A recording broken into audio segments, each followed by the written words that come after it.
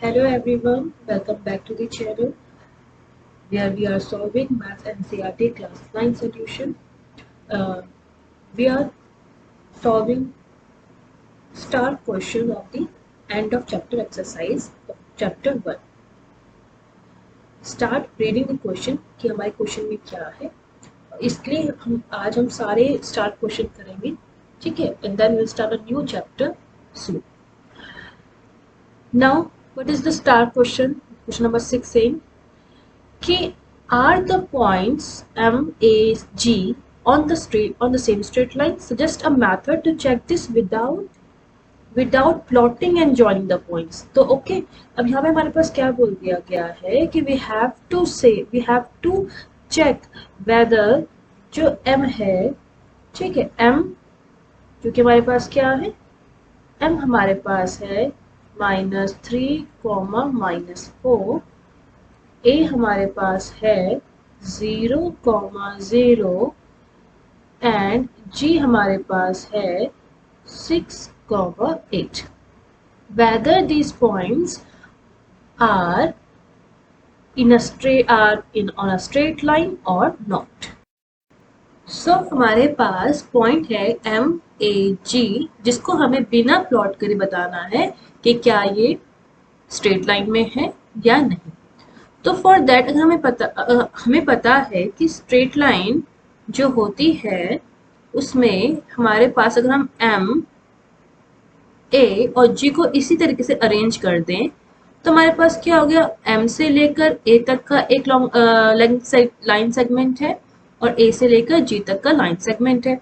तो अगर हम M से A तक का डिस्टेंस फाइंड करें, A से G तक का डिस्टेंस फाइंड करें, तो हमें क्या मिलना चाहिए कि ये इन दोनों डिस्टेंस का जब हम सम करें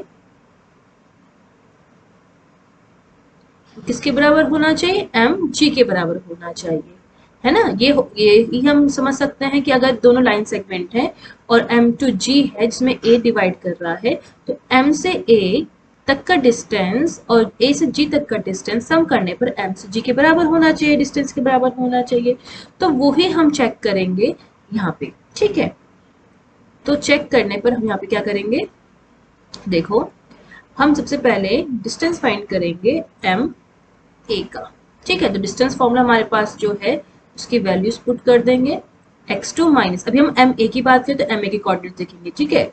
तो x2 minus minus minus plus हो गया my x1 y2 minus Y square. अभी हमें पता है कि 3 का स्क्वायर प्लस 4 का स्क्वायर विल बी 9 प्लस 16 25, तो ये आ जाएगा 5. ऐसे ही हम फाइंड करेंगे AG will be AG, ठीक है. अब G से स्टार्ट करेंगे तो 6 minus 0 square plus 8 minus 0 square. तो हमारे पास आ जाएगा 36 प्लस 64 दिट विल बी 100, ये हो गया 10. Next we will find MG हमारे पास हो जाएगा, MG will be 6 plus 3 whole square 8 plus 4 whole square, 6 plus 3 is 9, 81 plus 144, 81 plus 81 plus 144 जो हमारे पास आ जाएगा 81 प्लस 144 विल गिव अस 225, और 225 किसका स्क्वायर रूट होता है, 225 होता है 15 का, ठीक है. तो अब आप देखें कि हमारे पास वापस समस्या में जाते हैं कि अगर हम MA प्लस AG देखें क्या वो MG के बराबर आ रहा है. तो MA हमारे पास 5 था, AG हमारे पास 10 आया और MG हमारे पास 15 है, ठीक है. क्या है हमारे पास, MA हमारे पास 5 10 10, तो आपको दिख रहा है कि यहाँ पे 15 ही आ रहा है. तो हम बोल सकते हैं yes they are, yes points are on same straight line. Points on the same straight line. Okay, इतनी क्वेश्चन नंबर 6 समझ में आ गया, हमें चेक करना था और इस तरीके से हम फाइंड करेंगे. Now we will start question number 7. Okay, हम क्वेश्चन नंबर 7 देखेंगे. तो 7 में हमारे पास क्या है? क्वेश्चन नंबर 7 में दिख रहा है use your method from problem 6 to check if the points are B C are on the same straight line. मतलब हमें अगेन उसी मेथड से हमें इसको सॉल्व करना है एंड देन प्लॉट करना है. तो आई थिंक ये आप अब ये कर सकते हैं खुद से, जहाँ पे आपको सेम जैसे हमने क्वेश्चन नंबर 6 किया वैसे ही हमें क्वेश्चन नंबर 7 करना है as it is. So it is your work to do. Okay, you will do this. Now come to the question number 8. Question number 8 says using the origin as one vertex, plot the vertices a right angle isosceles triangle, and the second is an isosceles triangle with one vertex in the third quadrant and the other in the fourth quadrant. तो आपको दिख रहा है कि हमें origin को एक vertex origin मानना है जिसमें कि एक राइट एंगल आइसोस्केलस ट्रायंगल बनाना है. सबसे पहले हम राइट एंगल आइसोस्केलस ट्रायंगल की बात करते हैं कि कैसे हम इसको सॉल्व करेंगे. सो यहाँ पे हम स्टार्ट करेंगे क्वेश्चन नंबर 8 फर्स्ट पार्ट. ठीक है, हमें बोला क्या था आइसोस्केलस ट्रायंगल बनाना है जिसमें कि वर्टेक्स हमारे पास क्या होगी ऑब्जेक्ट. तो suppose this is the vertex. ठीक है, और अगर हम यहाँ पे वर्टेक्स की बात कर रहे हैं तो हमें क्या करना है, एक यहाँ से right angle isosceles triangle. Right angle मतलब परपेंडिकुलर लाइंस. तो पैरेलल लाइंस जो हमारे पास हॉरिजॉन्टल लाइन होती है वो ही हमारी क्या होती है, परपेंडिकुलर होती है. तो हम यहाँ पे क्या करेंगे, एक एक्स एक्सिस एक्स डिस्टेंस निकालेंगे एक्सिस पे 8 का, और वही सेम हम वाई एक्सिस पे डिस्टेंस निकालेंगे 8. ठीक है, क्लियर है ना इतनी बात, क्यों हम वाई डिस्टेंस से एक 8 है कि हमें क्या है एक आइसोस्केलस ट्रायंगल पे भी बनाना है. ठीक है, तो यहाँ पे हमारे पास क्या हो जाएगा, ये आइसोस्केलस ट्रायंगल हो जाएगा. अब इसको हम ज्वाइन करेंगे. ज्वाइन करने पर हमारे पास क्या होगा, जब ऐसे हम ज्वाइन करेंगे तो हमें एक राइट एंगल ट्रायंगल मिल जाएगा. इसमें आप कुछ भी लिख सकते हैं, बस ध्यान रखना है कितना डिस्टेंस हम एक्स एक्सिस पर लेंगे. ठीक है, 8 यूनिट डिस्टेंस है, लिख रहे हैं ना 8 यूनिट डिस्टेंस है, उतना ही हम वाई एक्सिस पे लेंगे. ठीक है, और ओरिजिन क्या होनी चाहिए हमारी, मतलब ओरिजिन एक वन ऑफ द वर्टेक्स होनी चाहिए. तो हम लिख लेते हैं इसको, हम ए मान लेते हैं, ये बी है, ये सी है, इसमें कि A B is equal to A C. Okay, तो this is a right angle triangle. This is, हम ये बना सकते हैं. अब इसके कोऑर्डिनेट क्या होंगे, ए की कोऑर्डिनेट आपको पता है, ए की कोऑर्डिनेट हमारे पास क्या है 0,0. बी की कोऑर्डिनेट हमारे पास क्या है, बी कहाँ पे y एक्सिस पर है, तो इसलिए हो जाएगा x एक्सिस हमारा 0, तो कितना है ये 8 तक है, तो b is equal to 0,8. c कहाँ पे, c x एक्सिस पर है, तो हमारे पास y कोऑर्डिनेट 0 हो गया और x डिस्टेंस हो गया 8. Okay, now we will do the second question. अब सेकंड क्वेश्चन हमारे पास क्या था, सेकंड क्वेश्चन हमारे पास है an isosceles triangle with one vertex in quadrant 3 and the other in quadrant 4. अभी राइट एंगल ट्रायंगल तो ना हो चलेगा, लेकिन ये आइसोस्केलस ट्रायंगल होना चाहिए. तो फॉर दैट हमारे पास एक क्वाड्रेंट, एक हमारे पास मतलब ओरिजिन वर्टेक्स हमारा ओरिजिन पे ही है, मतलब एक one of the vertex is on origin. एक होना चाहिए हमारे पास थर्ड क्वाड्रेंट पे. ठीक है, थर्ड क्वाड्रेंट पे, और एक हमारे पास होना चाहिए फोर्थ क्वाड्रेंट पे. तो देखो, अगर हम ले लें इसको, हम ले लेते हैं -8 कॉमा, अभी कोऑर्डिनेट क्या है, ये है कोऑर्डिनेट, हम मान लेते हैं इसको री कर लेते हैं, हम एक कोऑर्डिनेट मान लेते हैं ये. अब इसके कोऑर्डिनेट क्या है हमारे पास, दिस इज, अगर हम देखें तो यहाँ पे x एक्सिस -8 है, y एक्सिस -6 है, तो ये कोऑर्डिनेट हमारे पास है, इसको मान लो O और इसको मान लेते हैं A. तो A कोऑर्डिनेट हमने ले लिया है -8,6. अब हमें इतने ही डिस्टेंस पर दूसरा कोऑर्डिनेट लेना है, ठीक है। और क्योंकि ये एक स्ट्रेट लाइन होनी चाहिए तो हमारे पास क्या चेंज नहीं आएगा, हमारे पास y डिस्टेंस पे चेंज नहीं आएगा, क्योंकि y क्या है, पैरेलल टू x एक्सिस है, तो y कोऑर्डिनेट जो होगा वो हमेशा सेम ही रहेगा। तो हम उसके कोऑर्डिनेट बना सकते हैं, क्या होगा, और हमें सेम डिस्टेंस रखना है, तो हम यहाँ पे से कोऑर्डिनेट जो कोऑर्डिनेट ले सकते हैं वो लेंगे -6, तो हमारे पास सेम रहेगा, बस इसमें जो 8 हमारे पास है x कोऑर्डिनेट, -8 यहाँ पे जो है वो चेंज हो जाएगा किसमें, पॉजिटिव के 8 पे चेंज आ रहा है सिर्फ x एक्सिस पर, ठीक है। y एक्सिस तो सेम रहेगा, तो यहाँ पे हमारे पास जो लाइन हम ड्रॉ कर सकते हैं वो हम कर सकते हैं 8, -6। Okay, now join these two. तो हमारे पास जो दूसरा कोऑर्डिनेट आ जाएगा, कोऑर्डिनेट बी लिख देते हैं, ये हो जाएगा 8, -6।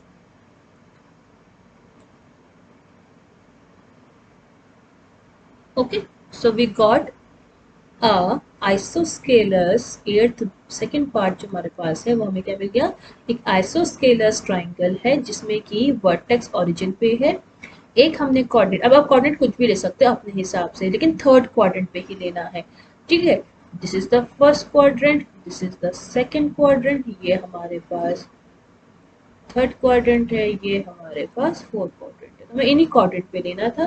थर्ड एंड फोर्थ में बोला गया था, तो हमें ध्यान रखना है क्योंकि थर्ड टू फोर्थ क्वाड्रेंट जाते वक्त वाई एक्सिस हमें सेम रखना होगा, सिर्फ एक्स एक्सिस में चेंज आ रहा है, ठीक है।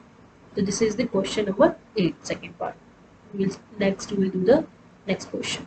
अब हम अपने क्वेश्चन नंबर 9 पे आएंगे। Question number 9। क्वेश्चन नंबर 9 क्या कह रहा है हमें, the following table shows the coordinate of point S, M and T in each case. State whether M is the midpoint of segment ST. Justify your answer. अब हमें पूछा गया है कि क्या ये मिड पॉइंट है या नहीं है। अब मिड पॉइंट के लिए हमारे पास क्या होना चाहिए कि हम देखेंगे कि इनका x कोऑर्डिनेट जो हमें m दे रखा है, x कोऑर्डिनेट, और जो y दे रखा है of m must be comply with the distance का हाफ, जो भी s जो भी सेम डिस्टेंस है उनके सम का हाफ अगर होता है के बराबर होता है तो हमारा मिड पॉइंट होगा। तो अगर हम देख सकते हैं कि पहले हम इसमें रीजन सॉल्व करते हैं, फिर यहाँ पे यस और नो लिख देंगे, ठीक है। तो मैंने क्या बोला कि जो एम पॉइंट है, M is the mid point, हमें चेक करना है कि क्या एस एंड टी का मिड पॉइंट एम है। तो पहले वाले केस में देखो एस हमारे पास क्या है, एस हमारे पास है -3, 0, टी हमारे पास है 3, 0 और m हमारे पास है 0, 0। अगर हम शॉर्टली समझें तो हमारे पास ये बोल रखा है कि ये s है, ये t है और m क्या होना चाहिए, मिड पॉइंट होना चाहिए। अब देखो s से t का डिस्टेंस जो भी होगा उसका हाफ कहाँ पे आएगा, यहाँ पे आएगा, है ना। तो हम इसमें कोऑर्डिनेट्स लेंगे, पहले x एक्सिस के साथ फिर y एक्सिस के साथ, और उस कोऑर्डिनेट के सम को हाफ करेंगे तो हमारे पास m कोऑर्डिनेट आना चाहिए। अगर वो सेम आ रहा है then it is a mid point, otherwise, ठीक है। चलो हम सॉल्व करते हैं। अभी हमने बोला कि जो m का x कोऑर्डिनेट है must be same to the y to the given point, ठीक है। तो अब चलो देखते हैं कि हम इसको सॉल्व करेंगे तो हमारे पास s और t के x कोऑर्डिनेट की बात करेंगे तो क्या होगा, इन दोनों का सम करो तो सम हो जाएगा -3 + 3 और इनका हाफ कर दो तो कितना आ जाएगा 0। तो x कोऑर्डिनेट यहाँ पे 0 है, y पे चेक करो, y हमारे पास क्या हो जाएगा 0 + 0/2 एंड समथिंग अपॉन 2 इज, मतलब सम 0/2 विल ऑलवेज बी 0। तो हम देख रहे हैं कि यहाँ पे m के जो कोऑर्डिनेट हमें गिवन थे वही कोऑर्डिनेट हमारे x एंड y के आ रहे हैं, x एंड y कोऑर्डिनेट आ रहे हैं जब हम s और t के x डिस्टेंस और y डिस्टेंस का सम करके हाफ कर रहे हैं। तो हम बोल सकते हैं कि yes m is the mid point here. Reason हमने यहाँ पे चेक कर लिया। अब हम उसके बाद करेंगे सेकेंड वन, ठीक है। सेकेंड वन में हम सेम चीज करेंगे कि सेकेंड वन में हमारे पास क्या दे रखा है, तो आप देखोगे कि सेकंड वन में जो हमारे पास डिस्टेंस दे रखा है वो क्या है, सेकंड वन का डिस्टेंस हमारे पास है, अब इसको हम लिख लेते हैं दोबारा, एस हमारे पास है 2,3, टी हमारे पास दे रखा है 4,5 और एम जो मिड पॉइंट है वो हमें क्या दे रखा है 3,4। अगेन हमें सेम चीज करनी है फॉर एक्स कोऑर्डिनेट, मतलब जो कि हमारा 3 है उसको चेक करने के लिए हमें चेक करना है, इसको मैं रेड से लिख लेती हूँ।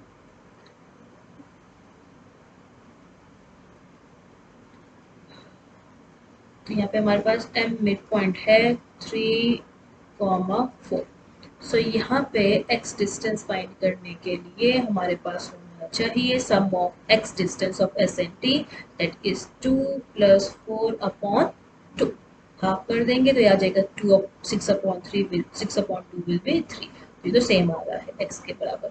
y पे चेक करो, y will be 3 + 5/2, it will be 8/2 that is 4। तो आपको दिख रहा है कि यहाँ पे भी m और x और y कोऑर्डिनेट का जो सम का हाफ है वो क्या आ रहा है m के बराबर है, तो therefore it is also a mid point.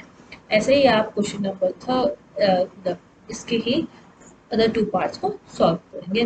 Comment the answer, ठीक है, कि क्या आपका आंसर आ रहा है या नहीं आ रहा है। ओके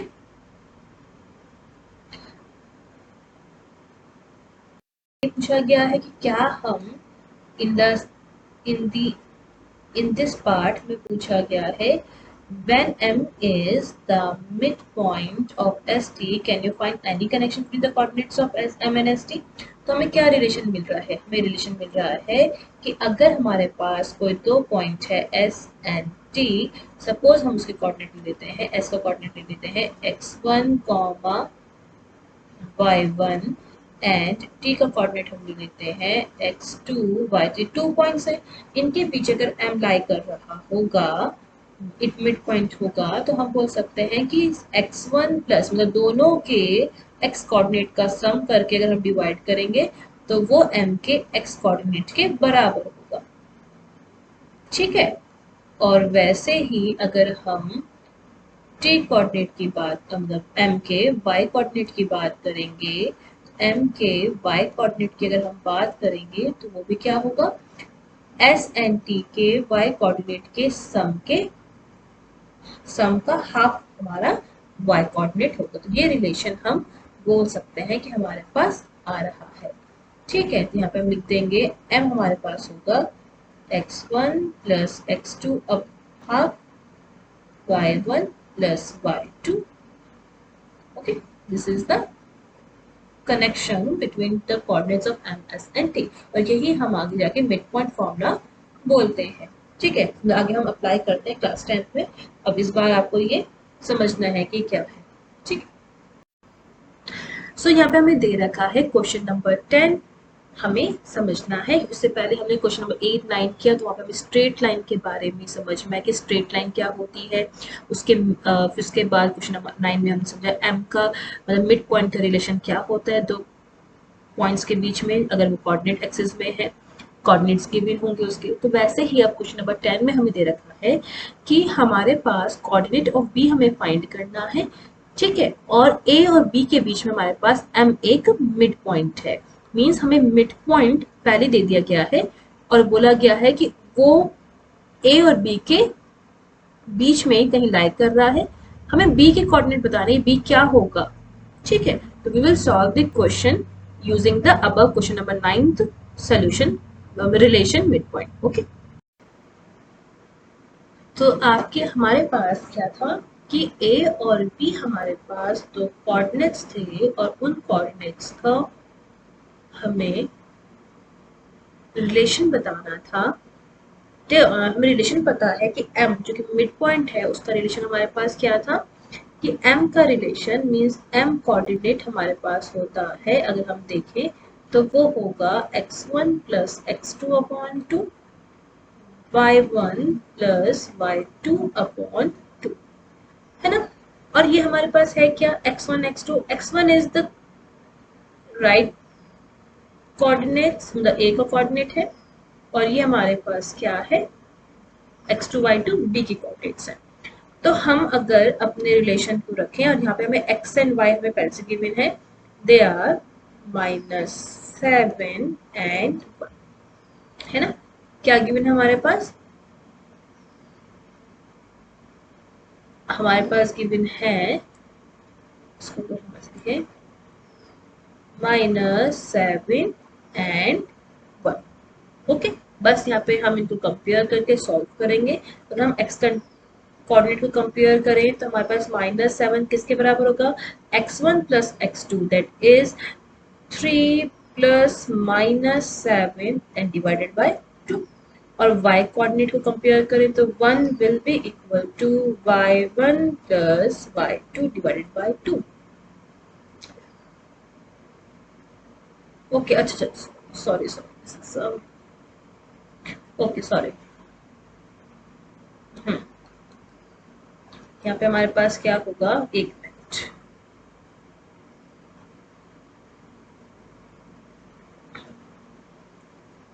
ओके, जब हम कंपेयर करेंगे तो हमारे पास ये जो x एंड y है ना, ये मिड पॉइंट के रिलेशन के हिसाब से लिखेंगे, ठीक है। वो हमारे पास क्या है, x, y, ठीक, इधर रिलेशन है, ये रिलेशन है हमारे पास, ठीक है।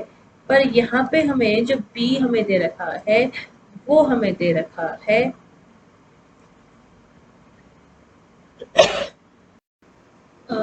हम उसको दोबारा समझ रहे हैं कि a एंड b हमारे पास x1 y1 कोऑर्डिनेट होंगे और उनके पीछे का m कोई मिड कोऑर्डिनेट पॉइंट होगा जो कि मिड पॉइंट पर है। तब हमारे पास जो रिलेशन आता है वो आता है कि m के जो कोऑर्डिनेट होंगे वो होंगे x1 plus x2 upon 2, y1 plus y2 upon 2। अब जो हमें क्वेश्चन दे रखा है उसमें हमारे पास a और b are the points of the line segment जिसको m, जिसमें कि m हमारे पास क्या मिड पॉइंट है। तो will just put find the values. हमारे पास क्या होगा, m in bracket x1 plus x2, यहाँ पे x1 हमारे पास है 3 प्लस y1 हमारे पास नहीं है, ठीक है। इसको मैसेज लेते हैं दोबारा कि हमारे पास -7 will be equal to 3 plus x upon 2 and the y coordinate will be equal to -y plus -4 plus y upon। Simplify करेंगे तो हमारे पास आ जाएगा x इक्वल टू, x हमारे पास आ जाएगा -17, ठीक है। एंड y हमारे पास आ जाएगा माइनस का मतलब इट विल बी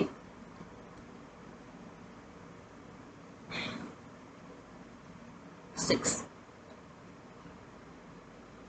ओके, ठीक है। इससे पहले हमारा जो हुआ है उसको आप सिंप्लीफाई कर लेना एंड देन हमारे पास जो कोऑर्डिनेट ऑफ बी हो जाएंगे हम उसको लिख सकते हैं कोऑर्डिनेट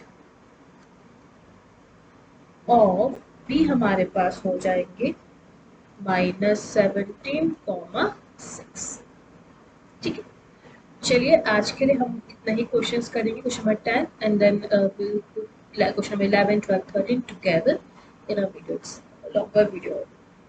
ओके, एंड आपको समझ में आ रहा है तो please subscribe and thank you. Hope learning will continue.